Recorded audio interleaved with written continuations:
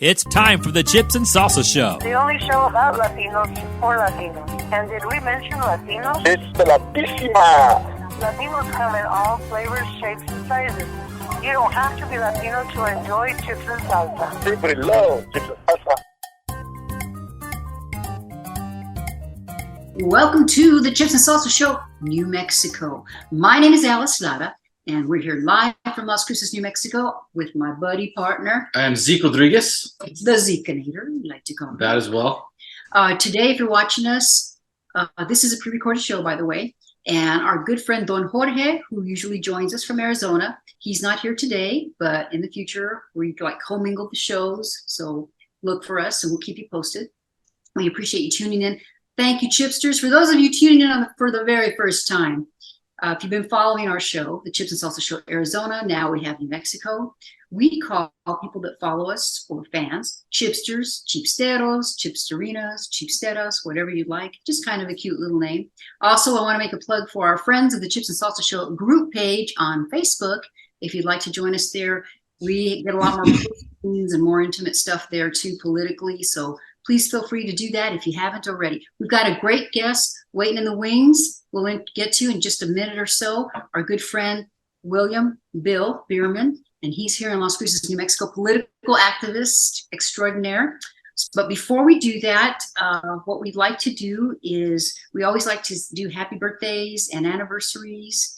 And Bill, say hello, because we want to bring you in for this as well. Hello, everyone. All right, great. Thanks for joining us today. So I want to wish my brother Ernest Lara and his lovely wife Yolanda, she goes by Yoli, Lara, they have an anniversary on Wednesday, the 27th, and they are going to celebrate 59 years. Wow. Ta-da! Incredible. How beautiful is that? Isn't that great? That's First incredible. and only. First and only. Yeah. They have shirts. When they do their 50th, they had shirts that said the first 50 years are the hardest. And then, Bill, you have something coming up, right? Well, yes, my birthday is October 1st, but I also have an anniversary coming up October 20th, and I'm glad I thought of that. But, my wife and I are both in our second marriages, and we have 46 years in. Damn. Both marriages, 23 years with the first one and 23 years with this one. Wow. So it's amazing to hear about people over the 50 mark, That is awesome. All right. So without further ado, I think we'll just introduce Bill, unless there's anything else we need to take care of before that. No. We're cool? Yeah. Okay, we're cool. All right. So the reason we're having Mr. Beerman on today is, in Las Cruces, I've been here a little bit over a year. I'm still learning the political scene here. And a lot of times I don't know the history. I don't know, why do they have ranked choice voting? Why is this way? Blah, blah, blah. And we've been talking a little bit about the city council and the races and things like that. And Bill did this wonderful write-up. Okay, it's about 4 pages long. And it's like a Las Cruces record review, and it tells about city council starting like 2015. It goes through budgets and reasons for things happening. And I haven't known Bill but a short time, but he is we're in the same District 37, which if you're watching from Arizona, that's kind of it's a ward actually, but that's equivalent to the Arizona districts. Like I was in 27, then redistricting, they changed it to 11, whatever. But that's where we are politically active. And I got to sit next to Bill, I think, when we had one of our previous elections. And it was really fun because he knew a lot about stuff and what was going on. And you are not originally from here, right, Bill? Why don't you go ahead and give a little 1-2 minute bio about yourself?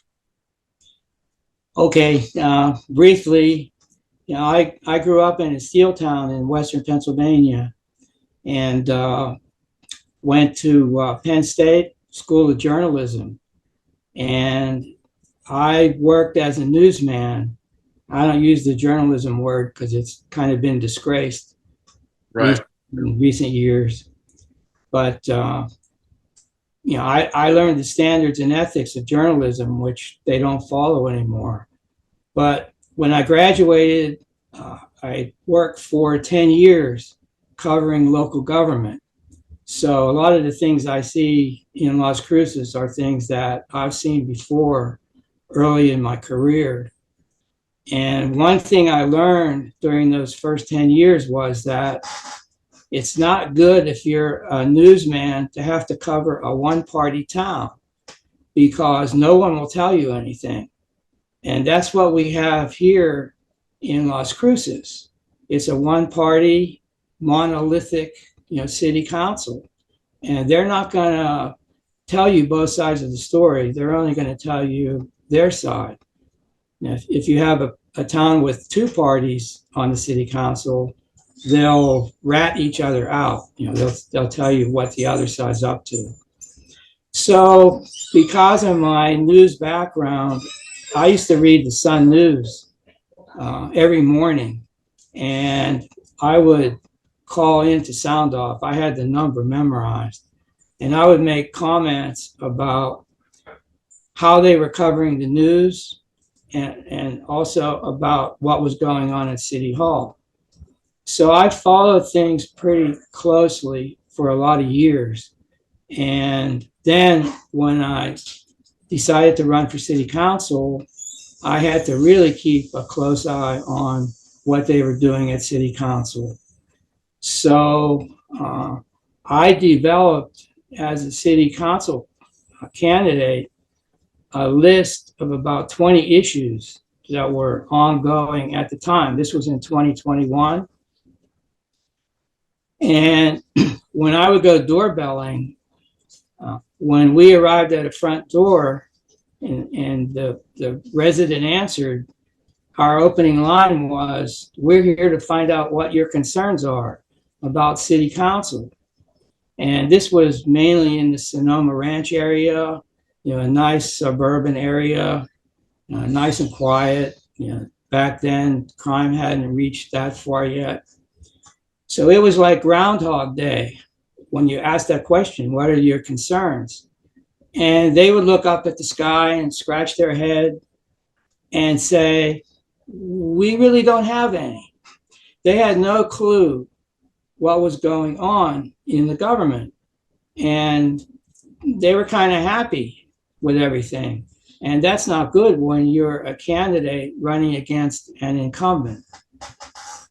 So I was prepared, and I would say, well, you might not have any concerns, but I'm a candidate, and I know of a lot of things that are wrong at City Hall. And they fall into the categories of corruption, incompetence, and socialism. So after that, if they were curious, I was prepared with a list of issues, examples of each of those big problems.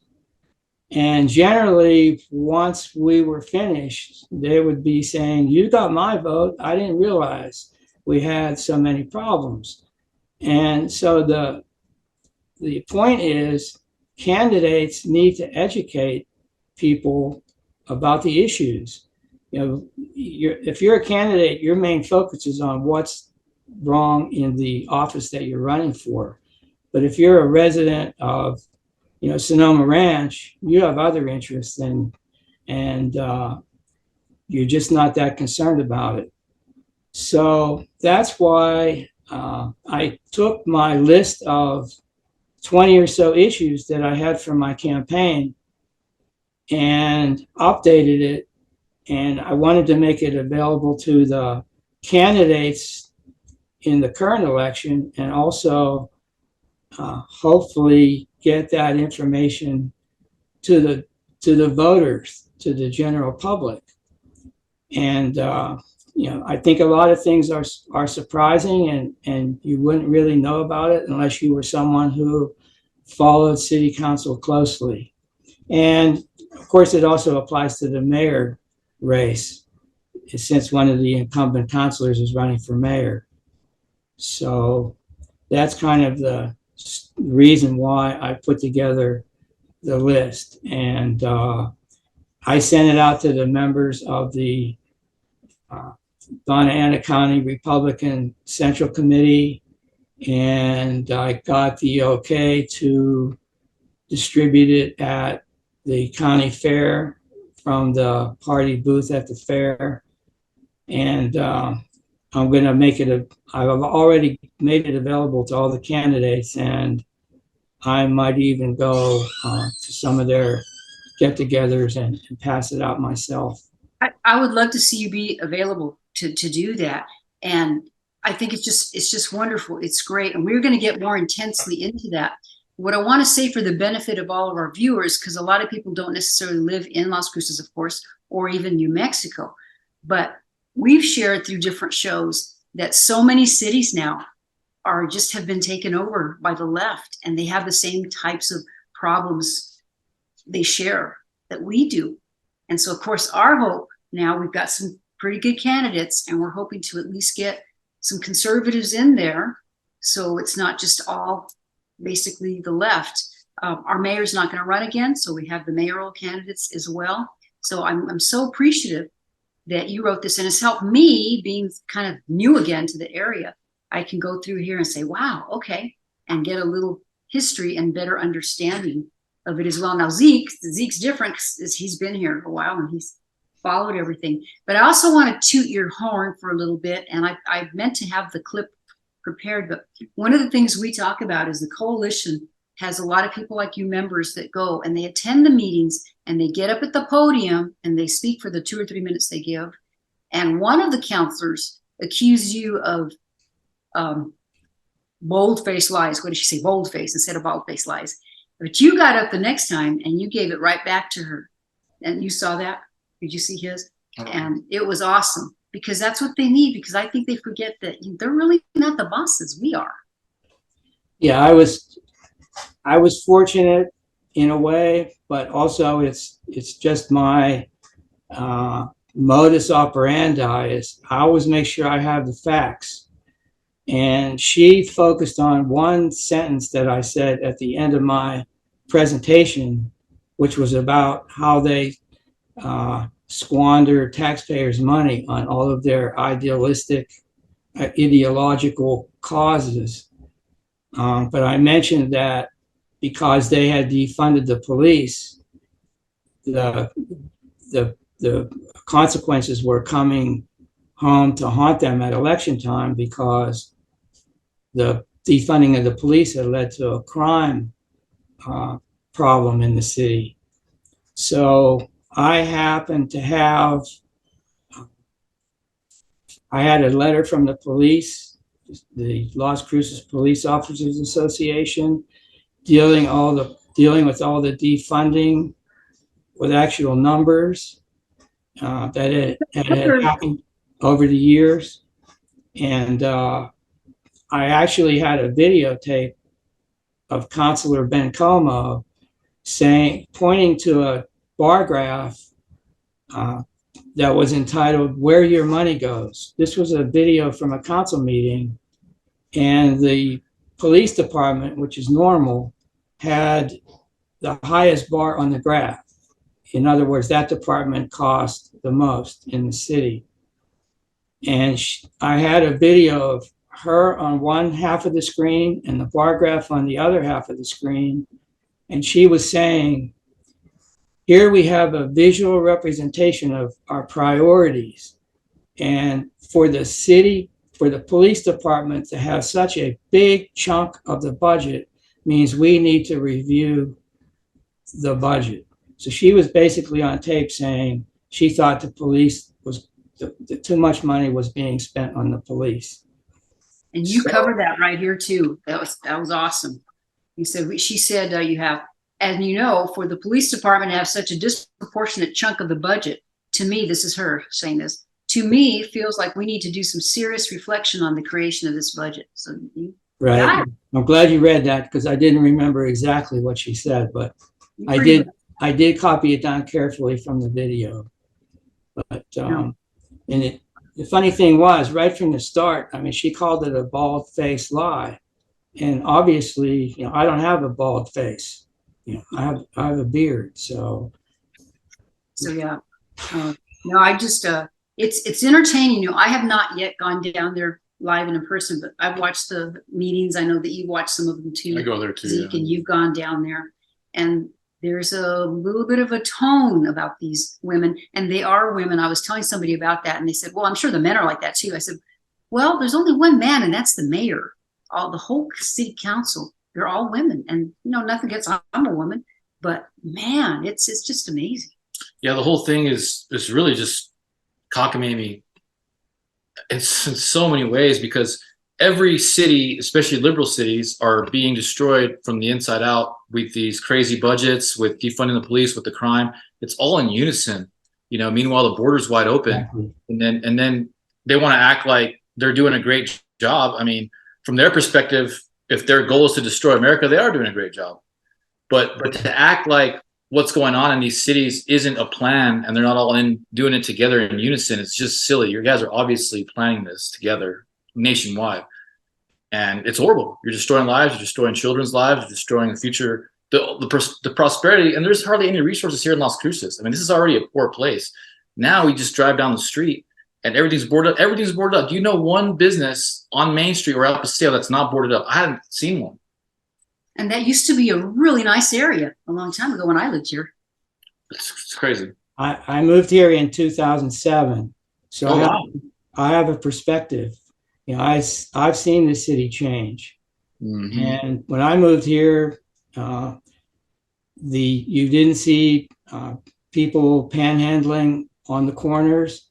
It almost looks as if somebody needs to manage, who gets what corner, because there's so much competition. There's somebody in every corner.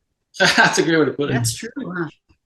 They're aggressive. They're aggressive. I mean, I go to Albertsons on Main regularly. That's my favorite store. Ever since I was a kid, that's where I go. That's where I'm just loyal, And I love the quality of the produce there.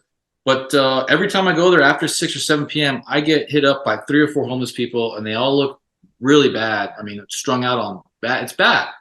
And I'm starting to get desensitized from it, because I'm so used to going in it. But the reality is that it's becoming more and more common for people to go there because that people pay them.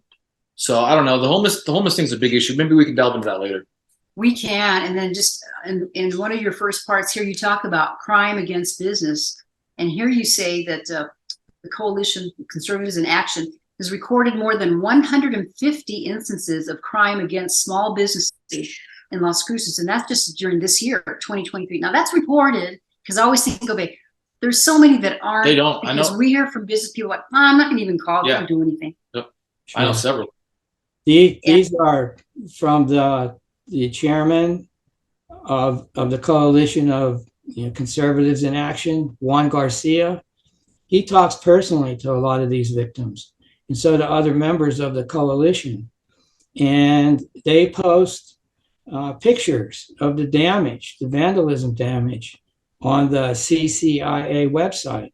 So these are all valid. These are legitimate, real people with problems as a result of the city having this, crime wave. And, I mentioned the letter that I had from the police, and they said in the letter, I have a copy of it here, but I'll just kind of paraphrase.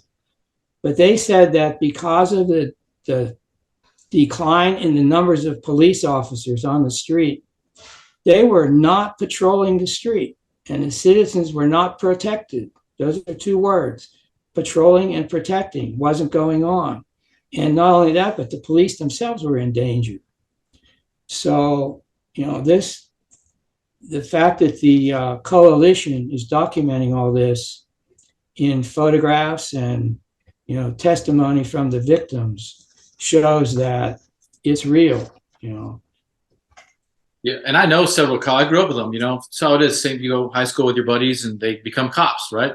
Yeah, I had and that. friends that are cops, and man, it's like Border Patrol, I imagine. They've been in Border Patrol 10, 15 years, and they're just waiting to get their pension. And all of a sudden, crazy Biden gets in there. All of a sudden, the city council's against them, and they're having to put up with their job that they actually now hate. They have no choice. They can't do their job. They can't prosecute crime. Or if you're a Border Patrol agent, you can't enforce the border. You have to encourage. You're basically encouraging the crime. And so, yeah, I don't know. I feel so bad for the morale must be so low for the LCPD. I don't want to name any names, but I know several of them, and their morale is low, man. It's just terrible.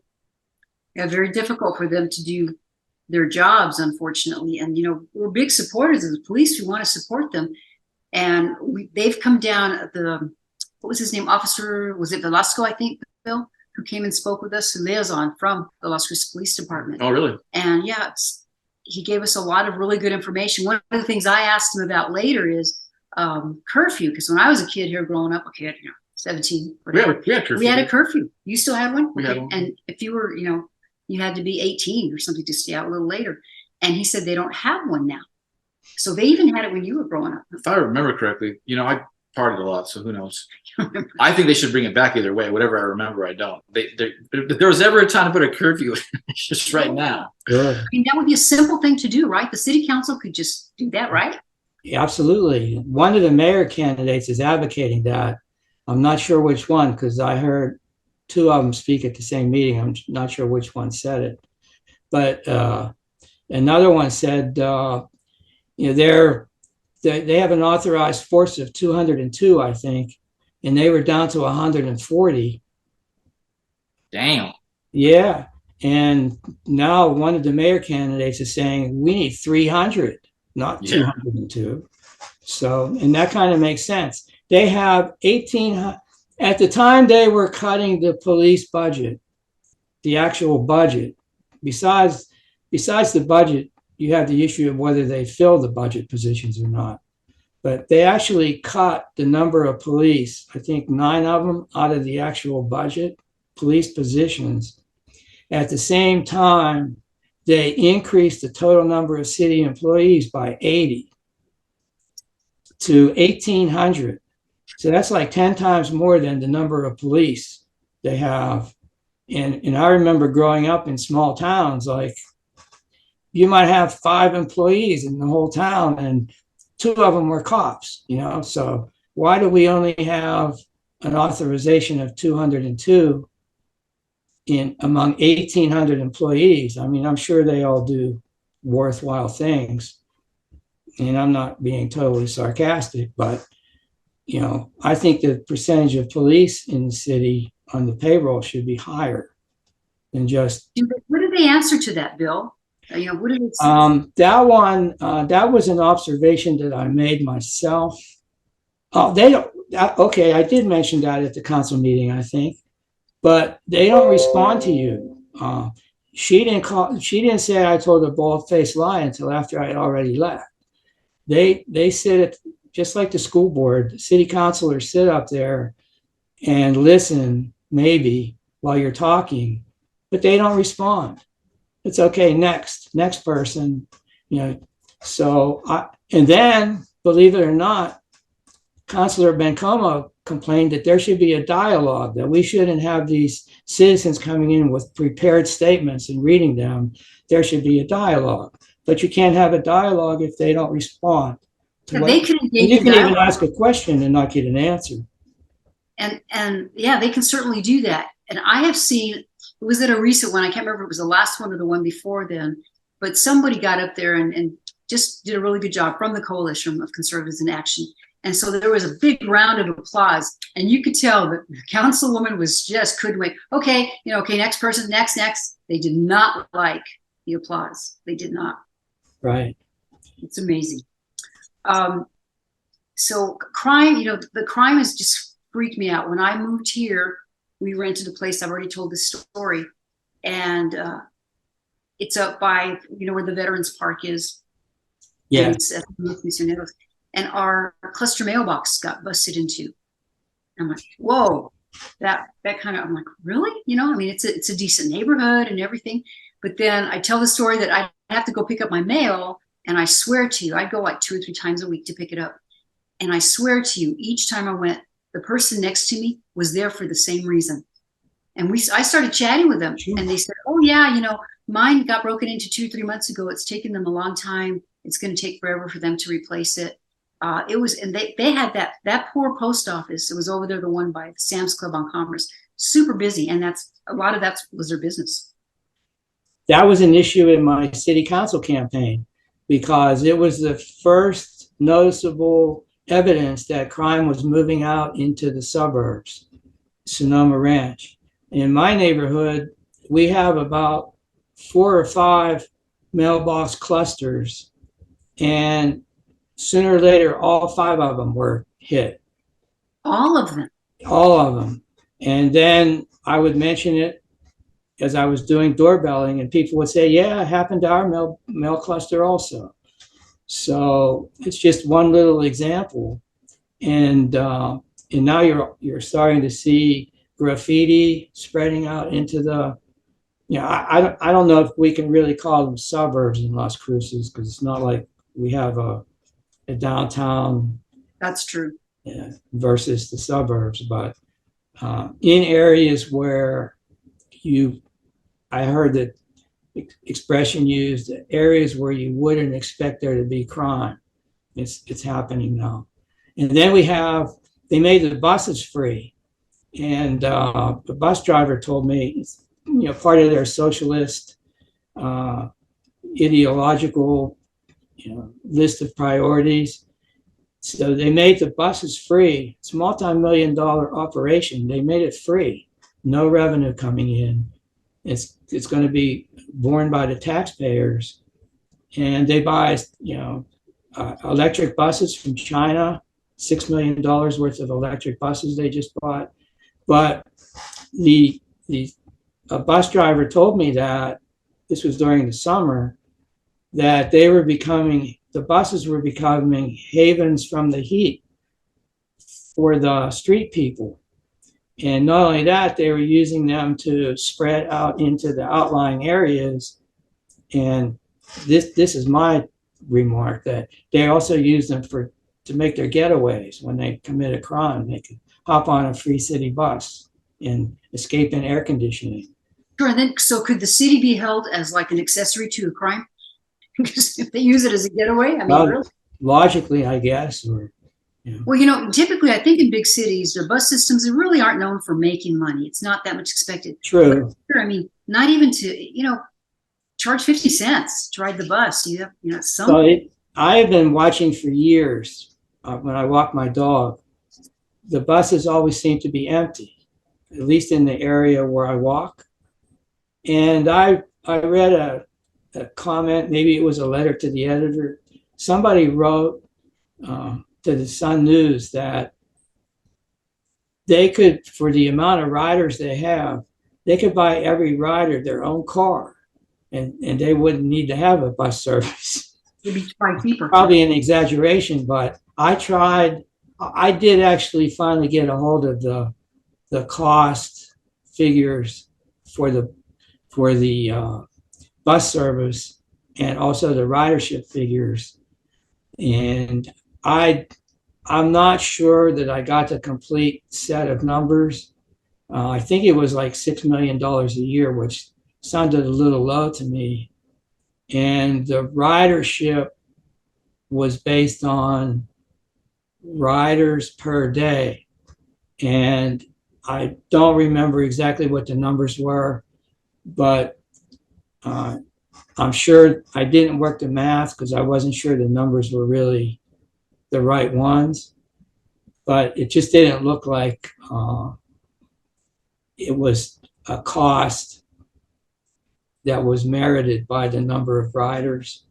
Those electric buses, we got to do something about right now, because they're just not feasible at all. I've seen reports of other cities that get them, and just to have I think it was 16 buses, they need a 4 megawatt system, which is enough power to power the entire city, essentially. They bought 6, and they had an option to buy 7 more. No. And interestingly, they got right in under the wire. I guess Congress passed a law that said municipalities weren't allowed to buy electric buses from China. Thank God. It started in 2022, and the city did their contract in 2021. Oh, interesting, huh? Yeah. Not that, man. Worthless. First, the fact that they're from China fits right in with the liberal views of city council. Right. So. I also want to ask, because this kind of personally involved you too. So coming from Phoenix, I know that I was telling you before the show started, they changed a highway that was called, it's 51, and it was called Squaw, had the word squaw in it, we'll say that. and you happen to live, your street has that word in it too. So for a long time, when I first got here, they were trying to get rid of that name because it was so offensive. But the now I've noticed I haven't heard much talk about it, Bill. What's going on? Well, they took two actions. First, Counselor Ben Como, I believe, said that she noticed in a minutes of a planning commission meeting the reference to Squaw Mountain Drive. And I've been involved in some planning commission issues, and I live on Squaw Mountain Drive, and I just wonder if she noticed there's a Squaw Mountain Drive in Las Cruces and Beerman lives on it. So they decided that they should change the name because it was racist. So then they had a law on the books that said for them to be able to change the name of the street, 70, I believe it was 70% of the residents had to approve it. So I actually didn't even do the petition because I don't like going door to door anymore. And somebody else did the petition, and it came out that 70% of the people did not want the name changed on our street. So that defeated them based on their own ordinance. And some of these people, by the way, they're people with Native American blood. I think they're full-blooded Cherokee who was opposing the name change. So I'm pretty sure that they went and amended the ordinance so that they could change the name even if 70% of the people were opposed to changing it. I think they actually did that. And I can't say it for sure. I mean, I wouldn't write it because I'm not sure, but I think they actually changed the ordinance so they can do what they want, whether the people who live on the street want it or not. Well, I just noticed they've been pretty quiet about it, and then it could be because people do ridicule them for for wanting to change the name of Squaw Mountain Drive when there are so many other problems in the city, or it could just be that they want to wait. I kind of think it's maybe a dead issue, but they could bring it up after the election too. Yeah. Well, let's hope so, because like you say, there's so many other things that need to be taken care of. I don't think it's a good issue for them for an election because people. My main thing is, if I lived on your street and they changed the name, I think of all the documents you have to change. Exactly. What a nightmare. And sure. If that happens, they should pay for it. I mean, it's ridiculous. It's like 20 actions that you have to take. Yeah. Notifying people, not to even mention people that are your friends that you haven't been in touch with for a long time, and so they're going to send you a letter or a package or something and send it to the wrong address. It's true. No, I just, it's a waste of time to me. It reminds me of the activists who wanted to change the name of the Washington Redskins. I lived in Washington for 8 years. And the Washington Post, the liberal newspaper Washington Post, did 2 polls of Native Americans. And the Native Americans said they did not want the name. They weren't offended by the name. So the activists pressured the owners, and the owners changed the name anyway. And now just in August, there's another Native American group that had a large number of signatures on a petition that they want to change the name back from Washington Generals to Washington Redskins again. So who are these, 1 or 2 people that sit on a local council, small time politicians? Who are they to speak for a whole, Native American nation? Or, and I don't even think they have some Native American blood, but why can they appoint themselves to speak for the Native Americans and change the name of the street? It's really not even about that. I mean, it's Saul Alinsky's Rules for Radicals 101. That's one of the main things we have to do is destroy locally. a local community's history and heritage and culture. I mean, the Chinese did it in the 50s after we won World War II. We saved China's ass after World War II. China was done. They didn't even have freaking sewage and plumbing. Okay, that was a fallen third world country back then. And so when saw all the funding for World War II and everything they invested in China, first thing that they did was destroy Confucianism, all of the history and culture that China had for thousands of years. They went and destroyed all their statues, all their books. So actually, sounds similar. They're doing the same thing to us, you know, and they jump on the opportunity any chance they get. It's not by accident. It's part of a plan. And you mentioned Saul Alinsky. Well, Yvonne Flores, city councilor, who is actually a California lawyer, by the way, she was before she moved here. She actually invoked the name Saul Alinsky from the city council dais. I forget what the issue was, but she wondered out loud if this was really going to fulfill the goals of the Rules for Radicals. He actually said, absolutely. You know, doesn't surprise me whatsoever. Wow. I mean, just like the other counselor being on video saying she thought the police, too much money was spent on police. You know, if you watch them, they reveal themselves as time goes by. Yeah, that's no surprise to me.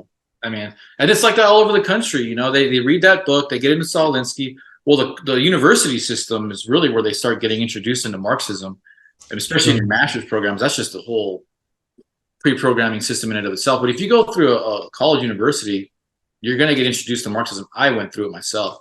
So the next, if it's something that appeals to you, which is basically violent radical uprising, that's all Marxism is violent radical uprisings.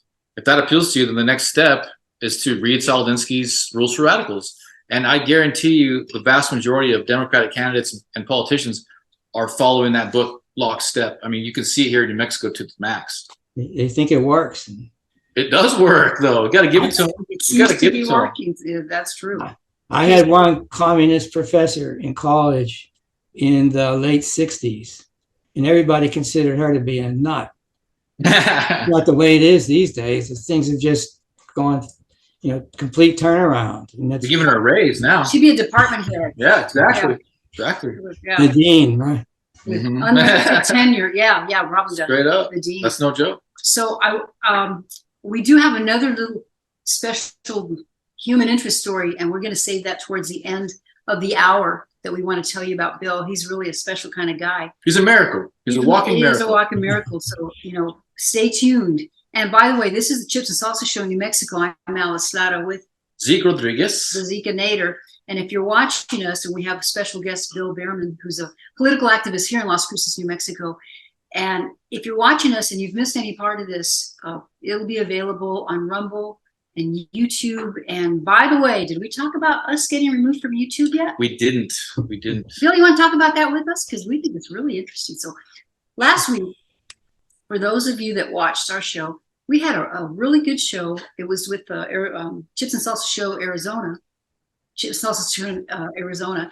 And we had Rachel Walden on, who was running for the Arizona Corporation Commission, which the equivalent here is the Public Regulation Commission, I believe.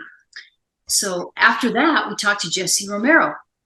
And that was a really good interview. He's a Catholic evangelist. We're talking politics. He's a Trump supporter and did all that. And we got it uploaded to YouTube. By early morning, YouTube had removed our program.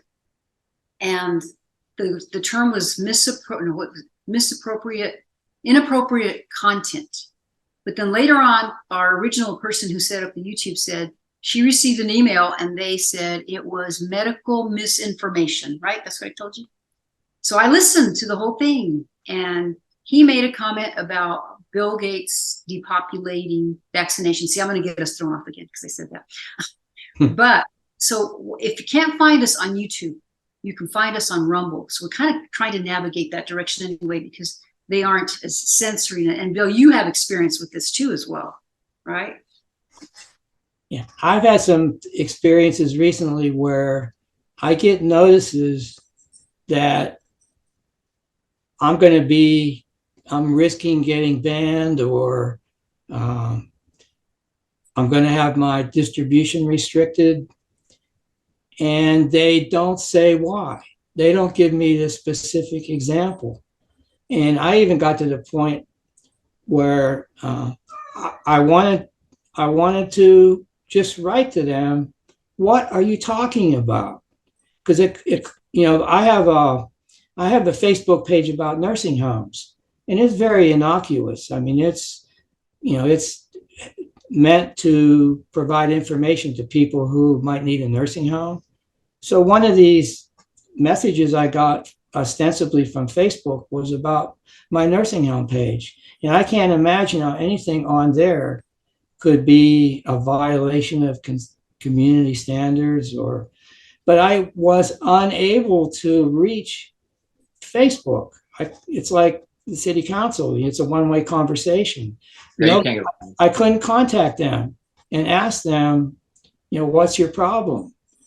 But so far it hasn't, my page hasn't been turned off. And I even wonder if there are scammers out there who are hacking Facebook and pretending they're Facebook, and threatening you.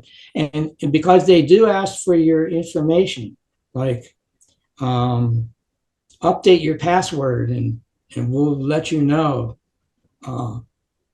more specifics.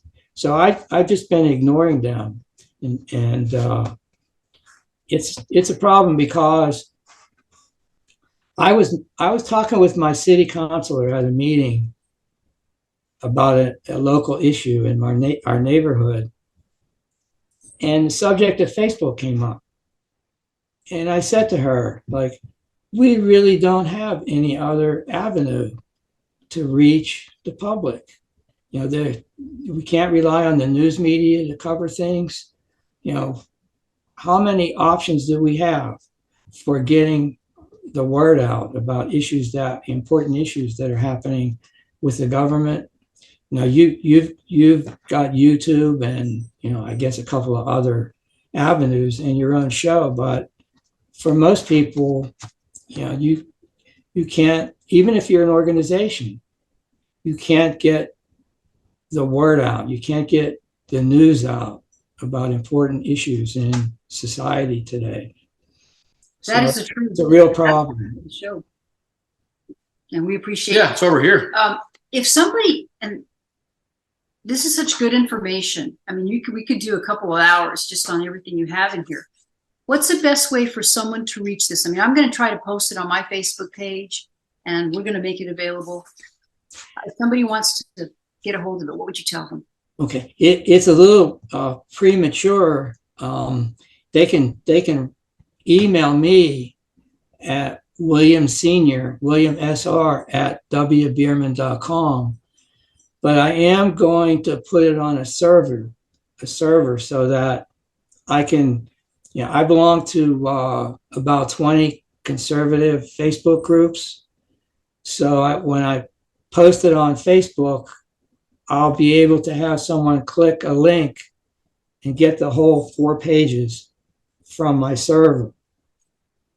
Because I think something this large is a little hard to disseminate. Right. It's something you have to. I'll be happy to email it to anyone. It's in a PDF file. I mean, I printed it out. It's 4 pages, but it's got such great information. Every last person really needs to see this. They really do. That would be great, so that when candidates knock on doors, people won't say, "I don't have any concerns about the local government." They'll be aware of what the problems are. Absolutely. All right, we've got about 10 more minutes, and before we go to your story, so it's okay if they email you to ask about. Give your email out one more time. Yeah, that's a good idea. William SR, all one word, stands for William Senior. William SR at wbeerman.com. And it's Beerman, just like in Bud. Well, I won't say Budweiser, but it's just like in Dos Equis. There you go. Beerman. That's my favorite is Shiner Bock, actually. So, Bill, let's get into that really quick with 10 minutes. I mean, I think I can kind of preface it moderately. And for me, it's a big deal because I saw the whole ordeal debacle transpire. And it was at a time when the lockdowns were heavy duty. and you were running for city council, and you wanted to get inside the government building, our town hall, to keep the mayor and city council in check, and like you always do, which I love that you do that. I mean, I always have so much honor and respect for you, man, because you're a fighter, true American patriot. But the mayor wouldn't let you in because at that time you couldn't get in unless you were vaccinated. And you, being the patriot that you were, you said, you know what, I'm going to do it because I've talked to you before in the past. That's something that you've done in the past. You've gotten vaccinated through your work and it was no problem, and you didn't see a problem in it this time. And not to say that you blame it. I'm not saying you blame it, but you did suffer some cardiac issues and you did die theoretically recently. And I would love for you to divulge that whole ordeal with the audience because I think it's a very fascinating and powerful story. Well, I guess I'll start at the beginning then. Actually, the mayor sent me an email saying that I wouldn't be allowed to attend the city council meeting, let alone speak, unless I either wore a mask or had or showed a vaccination card to the guard at the door. So I didn't want to go on TV with a sheet mask. Right. So as you, I mean, I went overseas at one point, and I must have had 15 vaccinations besides the ones I had when I was a kid. So I said, I'd rather get the vaccination than go on TV with a mask on my face. So the city council meeting was at 1:00, and I went to Albertsons at 11 and got vaccinated. So I can't have a doctor attest to what I think is the cause. No, of course not. Problems. Maybe I could, but I never pursued it with them. And I know there's enough data on the internet about the vax causing heart problems. But I had physicals every 6 months for decades, and I never had any heart problems show up. Wow, really? Never. Was it in your family at all? Do you have a family history? Yeah, I do. Both of my parents had heart attack. But you had nothing for 6 months for years. Every 6 months, physicals, no problems with my heart. Now I did have, this is kind of a little tangent exception, but I got pneumonia from breathing in powdered swimming pool chlorine, and it gave me chest pains. When was that? That was, I would say that was around 2015. Oh, okay. It was Way before. hard. But my doctor said, since you have chest pains, you should go see a cardiologist. So I did, and the cardiologist said, you know, he did a stress test or something, and he said, you could have a possible partial blockage. But I went to Mayo Clinic and got a complete study done, and they said there's nothing wrong with you. So, I mean, there's that little glitch in the record where at one point, doesn't mess around though, man. They don't mess around. Right. So the essence is year after year, every 6 months, physicals, no heart problems. The time I get the vax, I'm at my doctor's right after I got the vax, and he said, you have atrial fibrillation. And he immediately put me on blood thinners so that I didn't get a stroke. And then he also sent me for my second shot, my second vax. Oh, Lord. Oh, is that So I felt during that time, like one night in particular, it felt like my insides were inflamed. I've heard that from several people before. And then I got what they call COVID arm, where from the side of the shot, Injection point, yeah. Shingles spread What? up my arm and halfway across my chest and back. I remember you putting a picture of that on Facebook, man. It looked, it was like black. And it was called COVID arm on the internet. I mean, it was I remember that thing. So I had that, and I'm thinking, well, if I had this on the outside, what do I have on the inside? So I was treated, for the atrial fibrillation. It could have been, I'm not sure, I never measured the time, but it was a matter of months. It could have been as long as a year before I just blacked out from a heart attack. And my wife was driving. I don't remember a thing. It's like I didn't exist. Wow. But she told me that I told her my numbers weren't good on a self-administered blood pressure check. Mm-hmm. And that I told her I should go to the hospital. And so she was driving me to the hospital, and I blacked out. And I got to the hospital. She got me to the hospital, and they didn't want to take time to get a gurney. They put me in a chair and pushed me right into the emergency room. And I was unconscious for 11 days. And my wife was given status reports from the emergency room that first night. She had my phone, and she was doing texts on my phone. So later on, maybe 6 weeks or 2 months later, I ran across these text messages on my phone. And one of them said, this is my wife speaking, letting relatives or friends know my status. She wrote, they told me he was dead and they brought him back. So, and I heard like 46 minutes they were working on me. So I went for a follow-up visit to my doctor, Dr. Grayer, who I think saved my life. He's awesome. He's the guy that did all the hands-on work, and he just happened to be at the hospital when I arrived. So I was doing a follow-up visit months later, and I said, sometimes I tell people I died and they brought me back. And I said, it kind of seems like I'm sensationalizing it. And he looked at me and he said, you can't exaggerate what happened to you. Like it was really bad.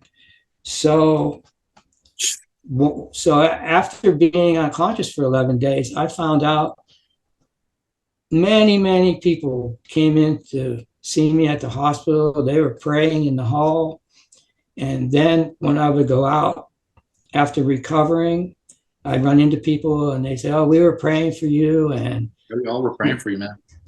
So it was just an amazing thing that I learned, how many nice people there are, in the world.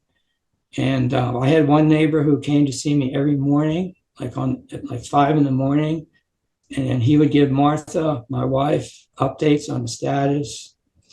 And he became, to me, he's kind of an expert in what happened to me because I wasn't aware.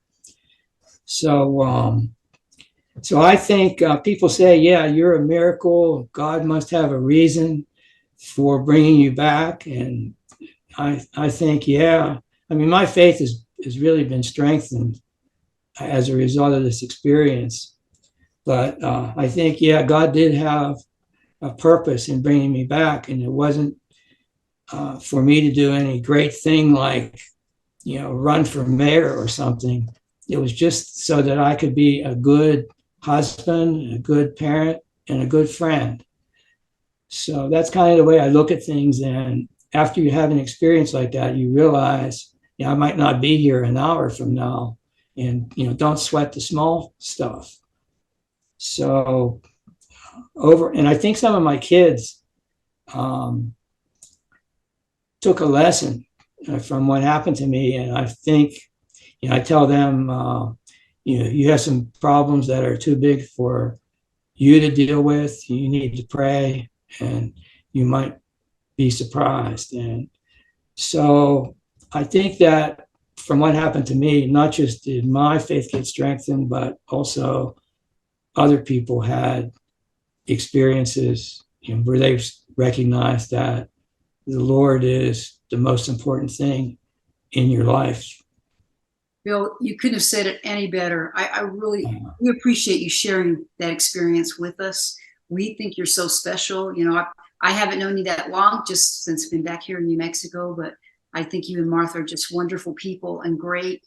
And I can't thank you enough for sharing that with us. And on the same thing, I met you through CCIA, and then also because we're in the same ward, but the coalition meets every Thursday. We want to make sure you guys meet. Typically they meet at Kitchen Craft over there by Rudy's Barbecue on Telshore. Now this week is different. We're doing a forum. This is going to be about city council, and that's going to be at the Dream City Church, right?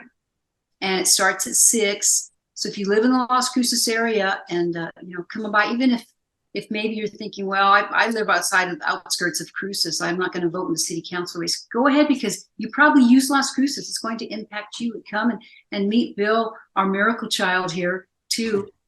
Did such a great job. And before we leave, too, I want to give kudos to our technical director, Eric Williamson, who always keeps us on track here with the Zoom. Did a great job and bringing us Bill here on Zoom as well. What have I left out, Zeke? Nothing, just real quick. Praise God. Thank you so much, Mr. Beerman, for coming in. I have had a beer with Mr. Beerman. He's a great man, and I saw him go through all this, and he just looks like a whole different human being, and I'm so honored to have him back here with us, and he got through all that, and that we're able to fight with the Coalition of Conservatives in Action for justice peacefully and the Constitution, because that's what Mr. Beerman's all about. That's what we're all about. And thank everybody for tuning in. Yes. Praise God. Miracles do happen. Okay, guys? They do. And thank you, Chip. Thank you, Bill. And we hope to have you back again sometime. Maybe we get our studio. We can have you in studio. Yeah, I'd love to have you back, man. Because we got plenty to talk about. Yes, sir. All right. Well, thank you. It's been a very pleasant experience. I enjoyed it. Great. I enjoyed it. So. Fantastic. It was a fast hour. That's a good sign, That's right? If it goes fast, that means it was a good show. That's right. Thanks, I everybody. hope so. I hope Thank so. you, everybody. Good night. Walk on. Peace out. Later, Mr. Beerman. Next We'll see you soon, sir. Easy. Thank you. Alice.